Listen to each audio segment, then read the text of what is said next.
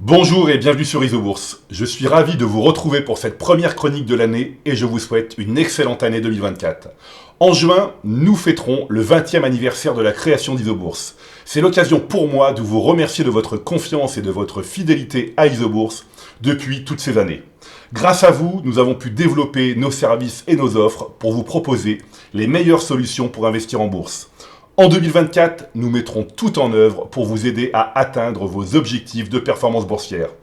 Vendredi 5 janvier 2024, l'indice CAC 40 a terminé la première semaine de l'année 2024 sur une baisse hebdomadaire de 1,62% à 7420 points.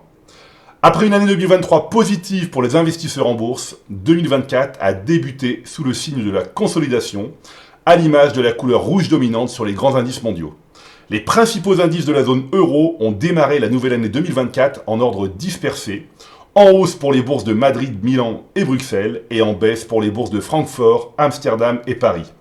Aux États-Unis, les marchés américains ont entamé l'année 2024 sur une note baissière.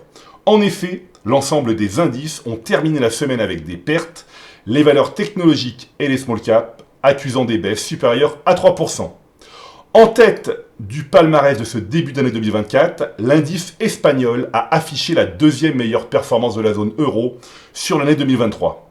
L'IBEX 35 évolue dans une tendance haussière à moyen terme depuis le croisement haussier des courbes de pression Isobourse 5 et 20 mois validées en janvier 2023.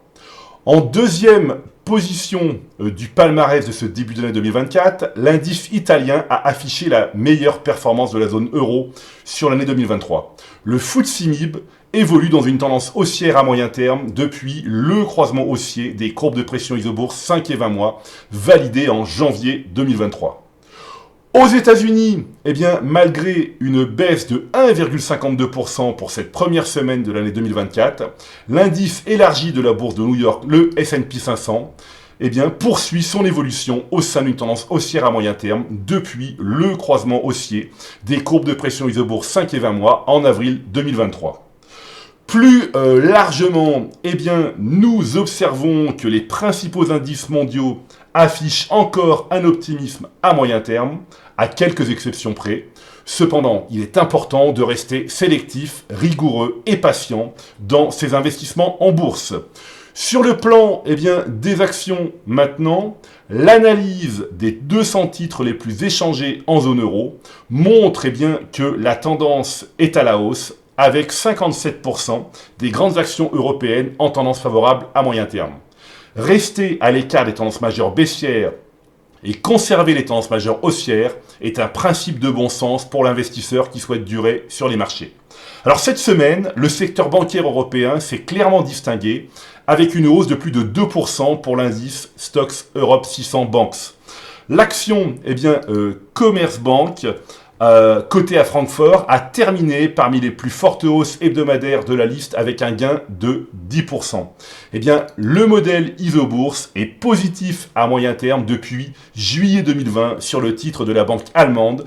La valeur progresse de 176% depuis le signal Isobourse. A l'inverse, l'action Rémy Cointreau a terminé en tête des plus fortes baisses hebdomadaires de la liste avec une perte de 17%. Le modèle est négatif à moyen terme depuis février 2022 sur le titre du groupe français de spiritueux.